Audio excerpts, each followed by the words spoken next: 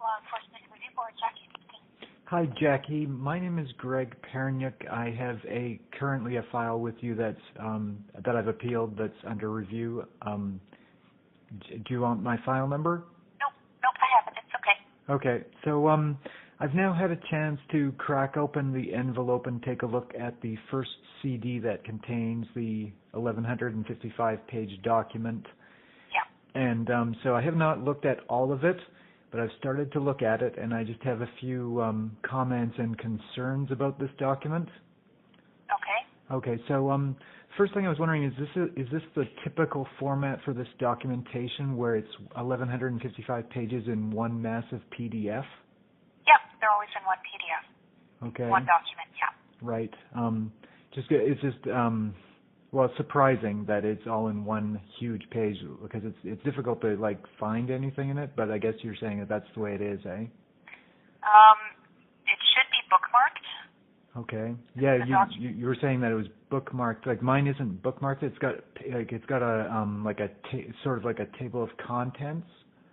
But right. It's and it has page counts, but it's not actually bookmarked. So I thought when you said bookmarked, it was something that you could click like hyperlinks.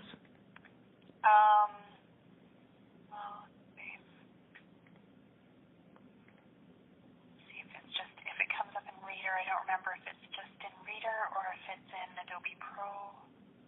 Right. When you open it in Adobe Pro, there are bookmarks. Okay. Oh, really? Yeah. Adobe Pro? Because I'll just tell you exactly what I have because I'm looking at Adobe Reader 9. I don't have Adobe Pro. Right. Okay. So the page counts, it will take you close.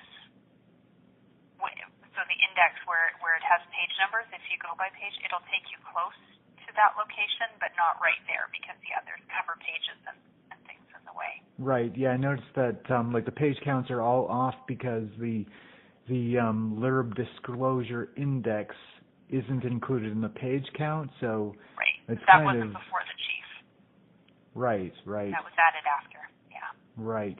And you're saying if I have a pro version of Adobe, it has hyperlinks on it, so they can actually click on the things? Well, not hyperlinks, but bookmarks. So that's a feature in Adobe Pro. Right, but that means you can actually click on the thing and it goes to the location. Yeah. Huh. So you can only get that with Adobe Pro, eh? Right. Okay, well, I guess that's, okay, well, that's kind of too bad, but, so, let's see. Right, yeah, so, okay, so Adobe Pro has it bookmarked, okay, so now, did the chief actually have it as an 1155-page PDF? Because I can't imagine that he would have, had this actual content. He would have had the separate files, wouldn't he? This document is reproduced for us because that is what the chief had in front of him when he made his decision. Okay, this actual 1155-page PDF. Yeah. Okay. Minus the LERB disclosure index that they create for us. Right. Okay, I guess, I don't know. Okay, so here's the thing about that, is that, see, when I wrote my complaint, I had, I separated everything into documents, right? And I sent them on a USB stick, and I had separate folders that I organized different parts of it, where I had photos in a separate folder, and I had supporting documents in a separate folder, and everything was really well organized, and now this complaint that I spent a year compiling and researching and putting together is thrown in this massive bunch of pages that's really difficult to read, and it's got all the supporting documents printed as separate pages where my complaint was really well organized, and that was obviously because it's a very complicated complaint.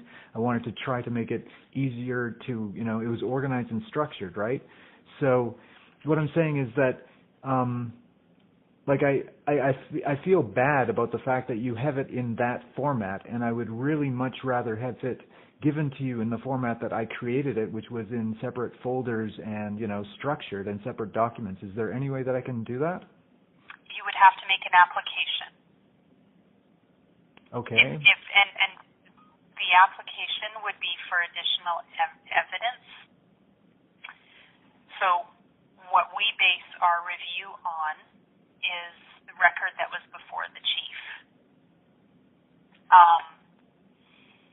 I guess if you wanted to make an application at a later date, once we decide how we're proceeding, that you would like to submit your documents in the format that you previously did, you could make that application. Right. Okay. Well, I guess, I mean, the thing is, see, I have like an extreme level of anxiety over this whole process because I mean, because it, you know, like I have to say it, it's a whitewash, it's a cover-up, and I gave all this information, and I don't believe that the police and the PSB understood what I was talking about, and like even, like, see, I wrote this document, and I mean, obviously, you probably personally haven't looked at this. I don't know if you have. No, not really. Right. And so I am just very concerned that with the format that my documents are in, that your board is, you know, might not, you know, it might be very difficult for them to process, especially because, like, I wrote it with a lot of abbreviations, and obviously my audience for this documentation was the people who had already read all the like the actual police case files and everything, right? Right. So they have a pre-existing understanding of the case files and everything. So now you receive my document, and my complaint document is near the beginning of this massive pile of information, and then all the case files and everything that's based on are like buried basically in the middle of this huge document where, like, I don't know, you know, like I'm sorry, I don't want to sound like I'm doubting your people's abilities and skills. I just find I can't imagine being in a situation where you're presented with this huge document at the beginning with all these abbreviations and then, you know, and references to files, and then in the middle, and then you have to like go search for the original source documents. Like, I don't know, like, you know, it just would be. I guess what I'm saying is if the appeal, like, see, I mean, I want to make sure that the appeal is at a state, is successful, where, you know, this will be reviewed with, you know, more scrutiny, right? Like, I want to make sure that the appeal is successful. So if the format that my document is in and that you have before you is good enough, then I guess I'm okay with that. But I guess I worry that your people are not going to understand it because of the way it's been presented to you. Okay. So I mean, you get what I'm saying, right? Like that it's difficult for me to explain this but I mean, can you tell me, like you've obviously, like, there's board members, and so, like, how many board members are actually reviewing this information? Is it like just like somebody has been assigned to it, or is it a few people? The preliminary is two. 2 people? 2 members, yeah. Right, okay. And let's see. I guess they've done this before, so obviously they're very intelligent people. I guess one thing, and this is another problem, is that obviously when I wrote my complaint, I wrote it based on heavily redacted information, right? Right. So now I have before me these unredacted reports, and I can tell you quite honestly that there's a few places in my complaint where I was misunderstanding what I was looking at because it was redacted, right? So, in other words, there's a contact that was made, and I thought it was somebody, and it wasn't. It was somebody else. So I was like blatantly and obviously confused, and so I believe, and I mean, this is one thing that the police or the PSB may have encountered, is that they simply brushed off that part of my document because I totally didn't know what I was talking about. Basically, I was misunderstanding, right? So if it helps, I can try and explain the initial review. So the initial review that the board members are conducting right now, it's not very in-depth, okay? In that they're not going and they're not weighing anything. What the initial review, the purpose is just to determine how and whether the appeal will proceed. So that is based on your notice of appeal, so they review your notice of appeal, and they do a quick review of this record, and they don't make findings.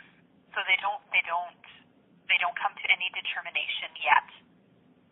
All they're doing is determining, is there a case? Do we go forward? How do we go forward? Okay. So once that decision is made, and once you know how the appeal would proceed, then you could raise these issues, like wanting the document, like your initial complaint document submitted in the format you originally did. Okay. Okay. Does that help? Yes, Okay. I'm glad that you've explained that. Okay. Because your worry about them being able to understand, they don't go into too much detail in the initial review stage. Right. So it's basically looking through, making sure the appeal has some merit, making sure that it should proceed, and determining how it proceeds. So the options are usually whether it goes to an in-person hearing or whether it goes to submissions only in writing. So those are the main questions they'll be asking at this point. Okay. Okay. So, What you might want to look at when you're looking in the record is just to see if there's any information that is not in the record that you feel should be in the record. Okay. Because once we determine how the appeal will proceed, we give you the option of making an application or making applications. So that is when you would make any applications for additional evidence. If there was something that was missing from this record that you want put forward in your appeal, so you would look out for that. And then I would say you could also make the application to submit your original complaint in the format you originally submitted it to the service. Right, and there's no question I would really appreciate that. And the way I could do that, I originally sent it on a USB, but obviously I could send it as like a link. I'm sure you're familiar with Google Drive, right? Right. So what I would do, I think, is put it on Google Drive as a zip file, and then you could download it, and then it would unzip as a series of folders in the way that I originally put it together. I think that's how it would work. Okay. So I guess all I'm saying is we could sort of cross that bridge once we get there. Right. But in the meantime, while the board are doing their initial review, these are just things you might want to think about when we ask the question of, do you have any applications that you want to make? Right. Okay, that's very good to know. So and like I say, I don't know. It's so bizarre because when I put all that together, I was, basically, like I say, because of the redactions, I was aiming in the dark, and now I see what's there, and it's a story that is so bizarre. I can't even believe that this exists in reality. Like, I really, this blows my mind what I'm reading. But anyways, and the thing about the redaction in particular is that because I was confused by those parts, that's where, in my very honest and blunt opinion, PSB should have been able to tell me that, you know what, I think you're confused about this. We'd like to talk to you and interview you. And that, like I was saying, they've refused to do that. Right. So that's, that's a big problem because I was going in a different direction. But anyways. Right. So you might want to note that because that might be one of your arguments for your merits. Right. Okay. For why the decision was unreasonable. Right. And do you suggest that I do that before your 30 days or wait until you've... Yep, just wait until, and then we'll give you an outline and some due dates for when we need things from you. Okay. And then, Okay, well, that's good to know because, I feared that basically it was going to, I'm going to get something that's either like yes or no, and then we're done, and then that's it. No. But anyways. Yeah. The initial review is really just to see if there's a basis for the appeal and how we'll proceed. Right. Yeah. Okay, well, that's good because... They don't do any weighing of evidence. They don't, not at this stage. Okay, and because I was going to ask if there was any way I could send follow-up information, but I guess you've already told me that. Yeah. Right now, the initial review in the Act is stated that it's done based on the notice of appeal and the record. Right. So that's all they're supposed to have in front of them at this point. Right. Yeah. And so, and I mean, you know, like when I wrote my notice of appeal, obviously I wanted to try to make it, you know, like, I mean, I could write forever about this, but I wanted to make it as concise as possible. So, I mean, Right. hopefully Yeah. that's sufficient. But Yeah.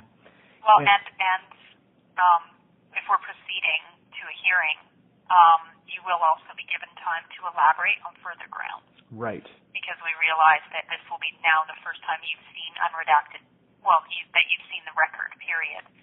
So you would have the ability to submit further grounds having seen the record. Right. Yeah. And one other thing about this record, which I'm kind of surprised about, is that, like, it includes, like, obviously my complaints, and I made three, like, I made a first initial complaint, and then I made a short complaint, and then I made a massive complaint once I had all these FOIP requests received. Right. But after that, right, there's all these emails that are like, after my complaint has been received, like all the emails that I'd sent to the chief and to Bonnie Bokenfor and to try to appeal the interview, right? So all those emails are there as well. And I don't know, I just feel that that's added for clutter. Like, it just seems like I don't know. I guess it's strange to me that that's included, but I guess, okay. I suppose there's no point in going on about that. But okay, I wanted to add one more thing, and you've already kind of touched on this, is that I have found that there is what I believe, in my opinion, are missing pieces of information from this record. So in other words, like, there's at least one page of a case file that's missing, and there's like a few other things. And so you're saying that that at a certain later date I can submit that information. Yeah. Okay. You can make an application to, and if there's anything missing from the record that you feel should be there, you would raise that then.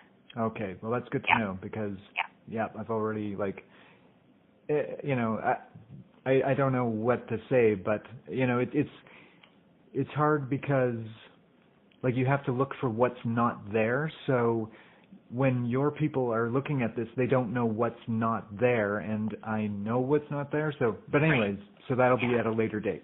Yeah. Okay, well, I'm glad I talked to you about this, because, you know, obviously this is very concerning to me. So I think you've cleared up those points.